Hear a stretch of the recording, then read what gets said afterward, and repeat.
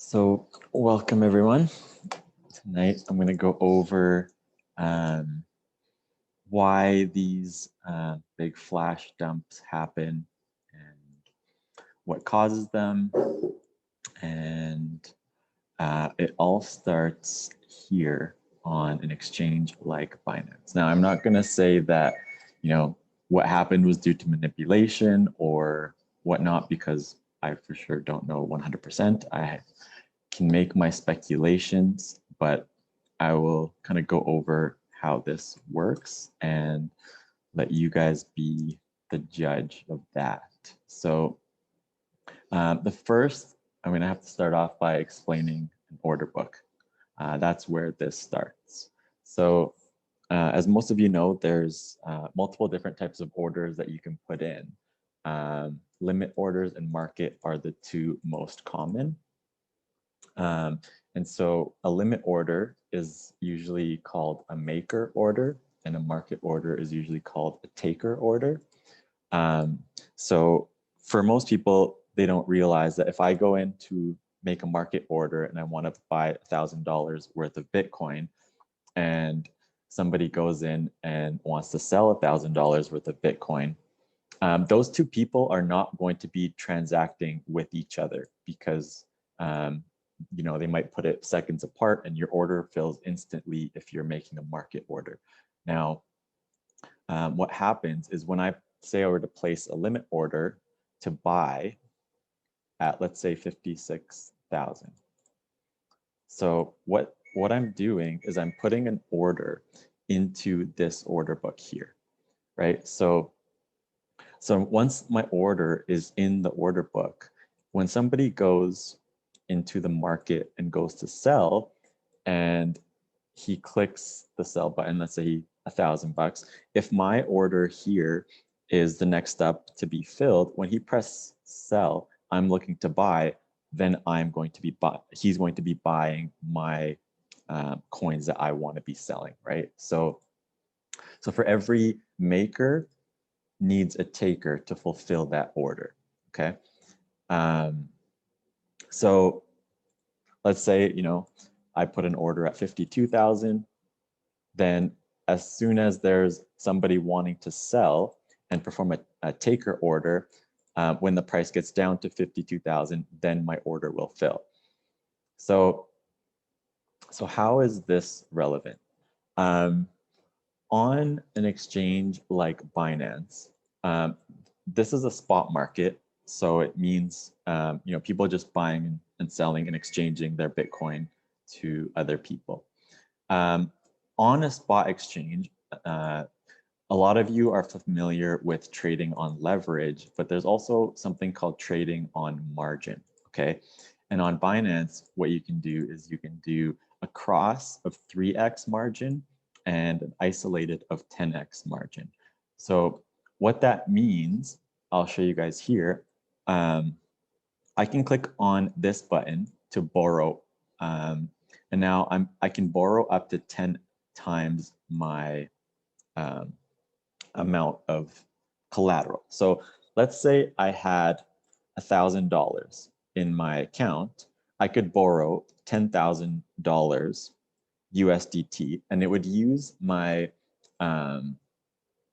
1,000 as collateral. Okay, so this gives somebody the option. Let's say if they had $1 million, they could borrow $10 million.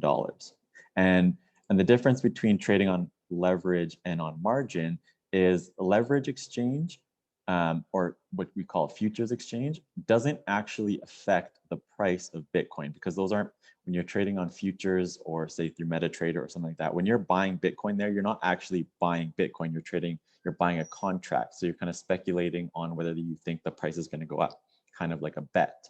Now, when you're trading margin, you are actually given that much money that you can then trade on the spot market and exchange with other people. So when I'm doing a borrow here, I'm actually like taking out a loan essentially that I can come and buy Bitcoin with, and actually own those physical Bitcoin. Now, let's say I had $1 million of collateral, I could borrow $10 million, and then I can come onto this exchange and buy $10 million worth of Bitcoin and bump the price up. So when we're here, this is the order book kind of in a different view. This shows here the price of all of the buy orders and the price of all the sell orders on in the order book, okay? So right now the price is 57,000, but we can scroll down here and we can kind of see a little bit of information. So all the way down, there's orders here for 56,900, and you'll see the sum in US dollars of all of the orders placed up until that price. So right here, if I was to, I wish I could pause this, order book, but I can't. But we can see that this right here, this number is about $1.5 million. Okay, so if I had $1.5 million right now worth of Bitcoin, I could click the market sell button, and this order down here would get filled. And you note that we're already at 57,028. So I could lower the price of Bitcoin by $200 just by pressing the market sell button with $1.5 million worth of Bitcoin, okay? Now, if I were to, let's say, use that $1.5 million to borrow an extra 10 times, I'll have $15 million. Now, when I press the sell button, I could lower the price even more, okay? So, I mean, Bitcoin and crypto has created a shit ton of millionaires, okay? I think even in the last like 3 days, the amount of people that have become millionaires just from owning Dogecoin has gone through the roof. And there's, I think, 94,000, or sorry, 90, I think like 94,000 Bitcoin addresses alone that hold more than just $1 million in them. So definitely a lot of money in this space. And now we have institutions and hedge funds coming into the space as well, who have billions of dollars to play with, right? So unfortunately here I can't go down enough to see how much I can lower the price with $1 billion worth, but here I can kind of go a little bit more. So I can see the whole order book here and roughly add these prices up, right? So these are the big ones here. So this is about 4 million. Let's say this is about 10 million. If I had if we were to add these up, and let's say this was $10 million worth of buy orders. If I had $10 million worth of Bitcoin and I click the sell button right now, I would be filling up these orders all the way down here, and I could be, selling and filling these orders $2,000 lower, right, than what we are at right now. So now what would, if I had, $15 million or $10 million worth of Bitcoin and I wanted to sell them, right? If I click the market sell button, I would be selling them for 55,000. Some of them would get filled at these prices, right? So that's not really advantageous for me to try and do that, because then I'm all of a sudden selling my Bitcoin at $2,000 lower than what it's trading at right now, okay? So then you would ask, why would somebody want to just do that and manipulate the price to drop that much, okay? So that's where the leverage exchange comes into play, okay? So if I know, let's say I have, $100 million, and I go into the leverage exchange and I put, let's say, 80 million of my money in the leverage exchange and open up a short position, and I use 20 million to, let's say, drop the price down to like 54,000, right? It costed me $20 million to make that move happen. Now, because I have $80 million in a short position, I could leverage the $80 million, let's say at 20x or 30x, or however much. I can go up to 100 or 125 if I wanted to, if I was really good at doing this with a lot of money. I could be making way more on my short position in the futures than I would be losing in dropping the price from 57,000 to 54,000. Okay, so you can see that this isn't a lot of money in orders here that are waiting to be filled. Like especially when we're talking still in the millions of dollars, right? A lot of people have millions of dollars that they are investing and trading with. So it's not beyond everyone. And now, let's say, you might wonder, okay, well, there's, so many exchanges, and how do they, drop the price on all exchanges? Well, if we look at the top, this is the top cryptocurrency exchanges ranking by trust score here, and we look at their volume. This is in the last 24 hours. I can maybe refresh this as well. So in the last 24 hours, $64 billion worth of Bitcoin, or actually this is total volume. Yeah, total volume has been 64 billion. On Coinbase, 7 billion. So like the second place exchange is only, trading at 10% of the volume of the biggest one, okay? And then it goes down from there. So all I would have to really do is be able to control maybe the price on a couple of these, right? And then there's something called arbitrage bots where, let's say I notice that the price is trading at like 57,000 on one exchange, but let's say 56,800 on another exchange. What I could technically do is I could sell my Bitcoin on the exchange that was trading higher at 57,000 and then buy them back really quickly at 56,800 on a different exchange. So there's bots on every exchange that are loaded up with US dollar and Bitcoin that are doing this to make sure that they're always increasing the amount of Bitcoin they own. Okay, so that is what moves all of the exchanges at the same time, right? There's also arbitrage bots that are linked to not only like the Bitcoin USD pair, but they're here you can trade like the Bitcoin Ethereum pair, right? So these bots are always also going and tracking these different prices in arbitrage. And if one right now on Binance, this is how many Bitcoin it costs for one Ethereum. So if this number is changing drastically, right? If only Bitcoin is dumping, this number is going to be going up because the price of Ethereum is not going down. So technically, your one Ethereum is going to be worth more in Bitcoin. So these arbitrage bots can also be affected in other ways. And that's kind of what may be causing all the markets to crash at the same time because they're all paired up against Bitcoin, okay? So going back to the isolated, so I can actually, if I was to go back to BTC USD, okay? So I can actually borrow two different types of assets. I can borrow Bitcoin or I can actually borrow USDT.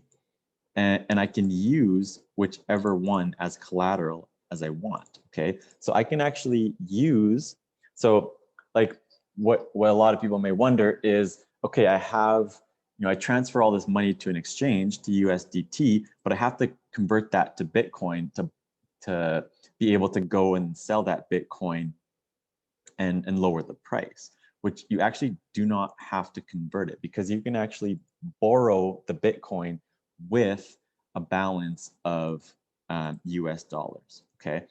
And vice versa, you can borrow US dollars with the balance of Bitcoin if you wanted to. So you don't actually, and that transaction, what's happening is there's people that are lending out their Bitcoin to traders who actually want to borrow Bitcoin to trade, and the interest that they pay here on an hourly basis gets paid to the people that are lending their Bitcoin to these borrowers, okay? So that is not like a purchase or anything, it's more of a loan. So you're just taking out a loan of Bitcoin using your US dollar tether as collateral. So that transaction where they go to actually accumulate that that Bitcoin doesn't actually move the price at all, okay? So now what happens, let's say I was to borrow at 10x some Bitcoin, okay? So let's say I had $1 million and I borrowed $10 million worth of Bitcoin. So I would have a debt equity ratio of 10%. So my $1 million is now giving me $10 million, okay? So that $9 million loan that I have to be able to pay that back at any given moment. If my position value goes below my debt value, then my margin position gets liquidated. Now, what happens when my margin position gets liquidated, it automatically fills in a taker order for a sell. And it finds the next person on this list to buy from, okay?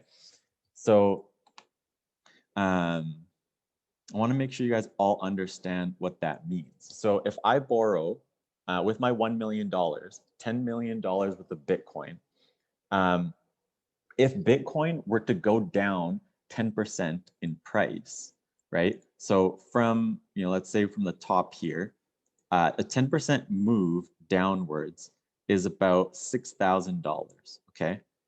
So if I were to take out a 10x loan up here and I use my $1 million to borrow $10 million up at 64,000, if Bitcoin dropped to 58,000, that is where my margin position will get liquidated, and it needs to, and then the exchange goes and sells my position on the spot market, right? So it'll sell it for $9 million. I borrowed $9 million. My position is worth 10. As soon as my position is worth only $9 million, the value of the Bitcoin I now own, because I used to own $10 million worth at 65,000. Now Bitcoin's only worth 58,000. So the value of my coins that I borrowed is now only 9 million compared to 10 million like it was up here. So what the exchange does is it sells my position at that price to pay back the loan that I took out. So at the end of this transaction, I will have $0 left because I started with $1 million, I borrowed an extra 9 million, and now I have a debt of 9 million I have to pay. And as soon as Bitcoin drops below this price right here, I can no longer, if Bitcoin keeps going down, I won't be able to pay back the loan. So the exchange they want to cover their tracks and make sure that, they at least don't lose money. So they liquidate my position, and then they take the $9 million I have in Bitcoin, and they have to sell it on the market again. Okay. So, and I already explained that if I were to sell $9 million of the Bitcoin, like right now, I would be dropping the price about, let's say, $1,000 in and of itself, right? So now this is what happens when like one person gets liquidated on a margin position. Let's say that liquidation, let's say I get liquidated and I have that $9 million position that's being sold as a taker to fill up these maker orders. Now, let's say somebody else's position would have got liquidated at 56,500. Now, their order is also being sent to the market as a taker order to fill up even more buy orders, okay? And then let's say those ones trigger another one at 56,100. And then the lower you go down this list, the more and more people that probably have positions where they're going to be liquidated on margin, okay? So that's what creates the chain reaction. And then there's always like a breaking point. And so the breaking point is where the highest number of liquidations will happen, and that's what will cause this huge flash crash, okay? So if I know that this area is around 56,000, there's a lot of ways that you can usually tell.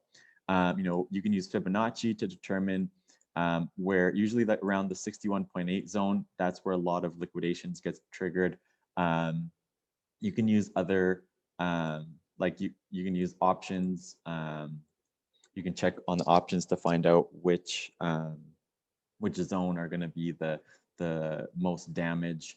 Like if there's a bunch of calls and puts for, like, let's say 56,000, which actually there was if Bitcoin closed at 56,000 at the end of the month, that would have been the price that would have insinuated the most amount of loss. So you can do those calculations. I won't go into that in this video.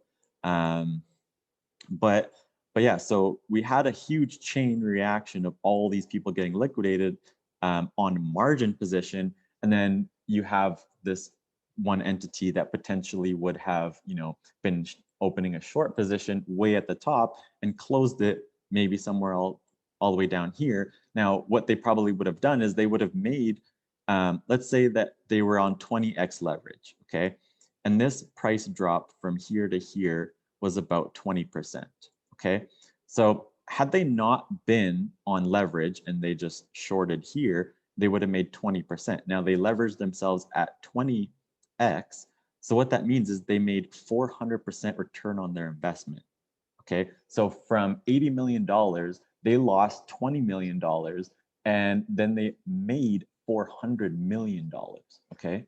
So we live in a greedy world. People want to make a lot of money and people have this much money to be able to do things like this, okay? It's not out of the ordinary.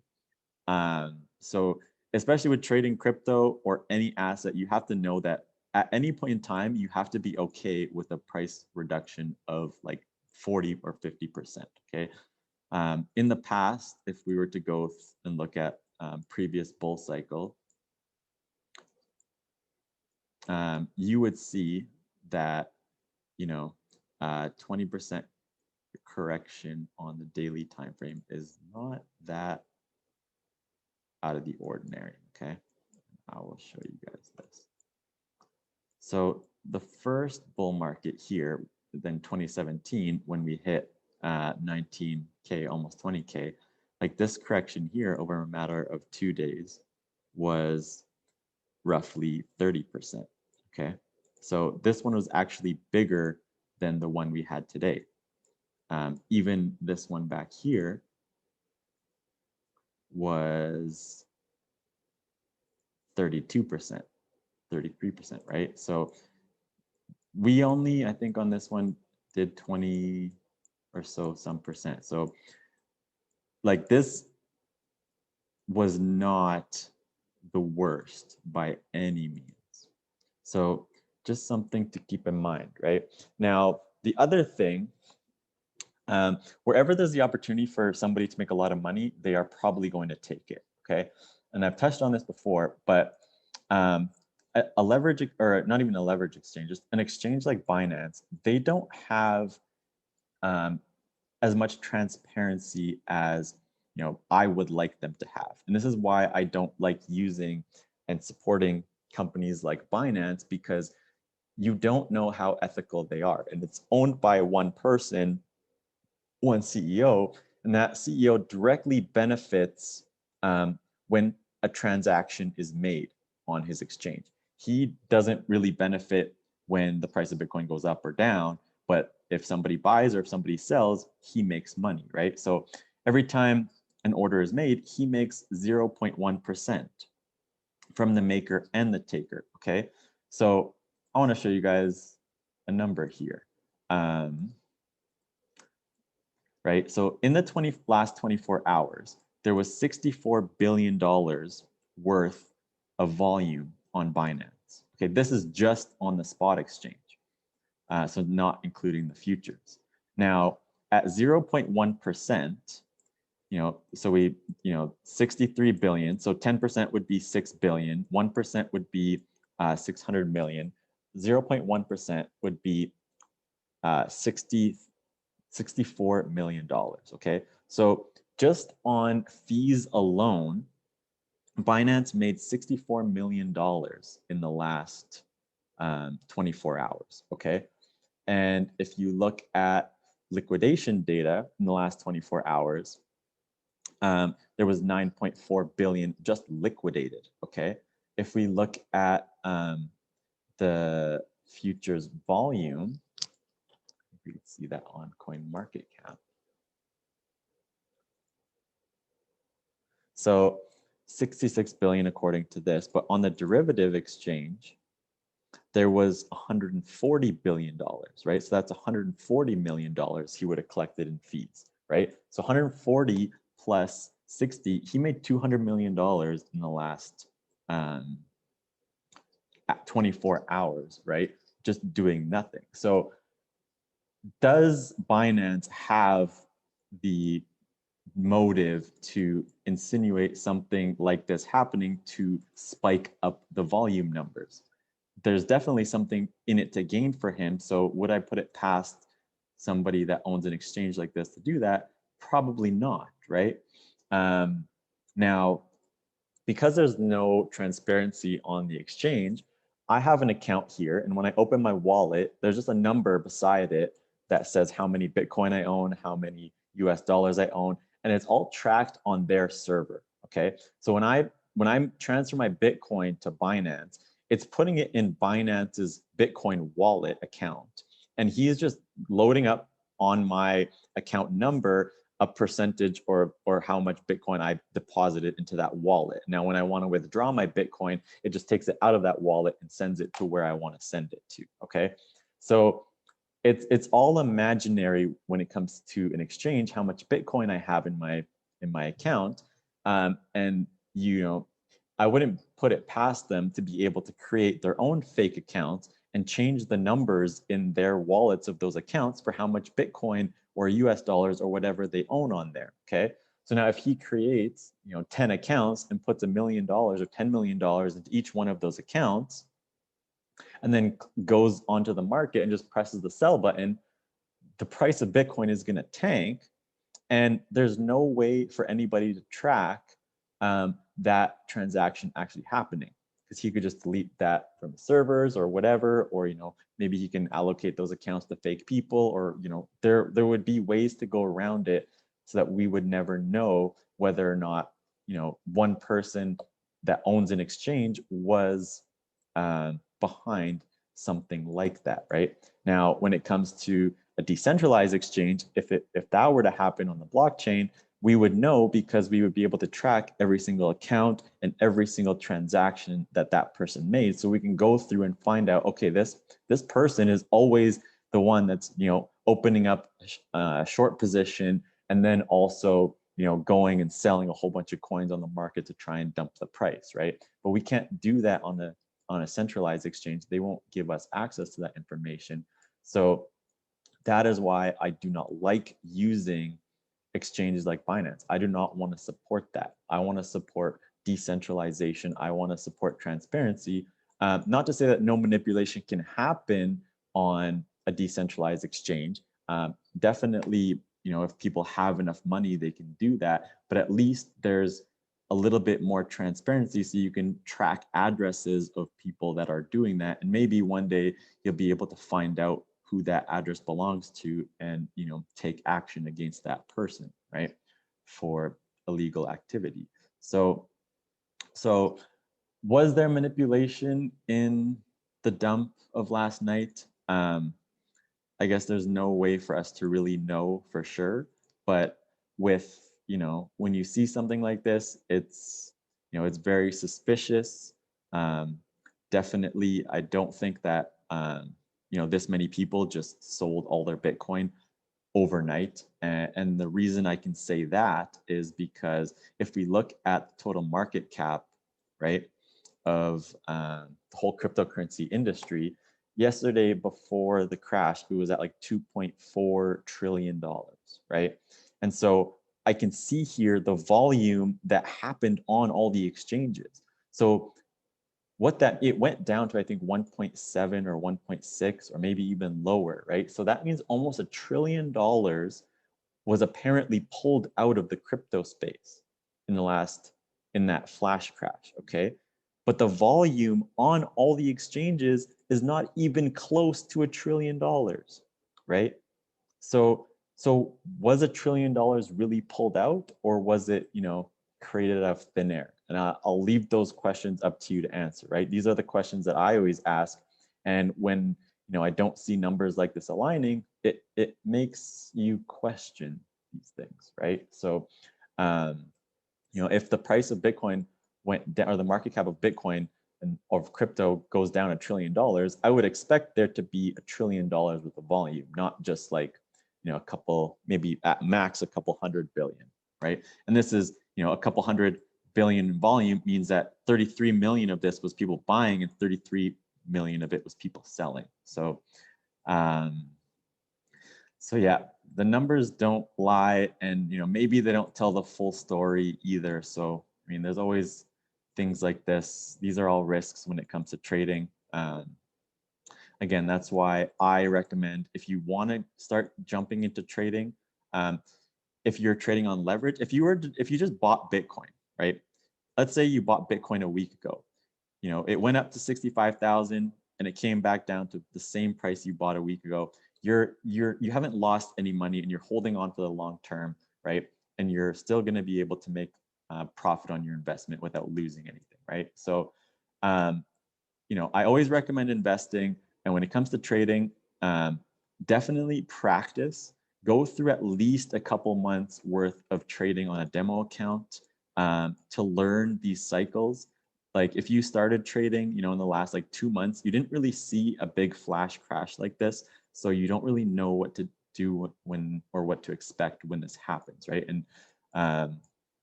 And so playing with a demo account, you at least get to learn what happens. You get to go through the cycles and experience, and you know what it's like losing and winning, and you're able to then kind of manage your positions properly, you know, exercise patience. As you can see, like on this chart, this is all the way back from December.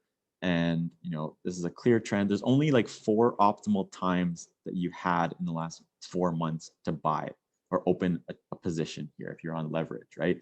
1, 2, 3, 4. These are the 4 lows that happen. These are the best times to open a position. And these are all about 1 month apart from each other, right? So if you're trading on leverage and you're opening a position more than once a month, chances are you're opening a position not at an optimal time.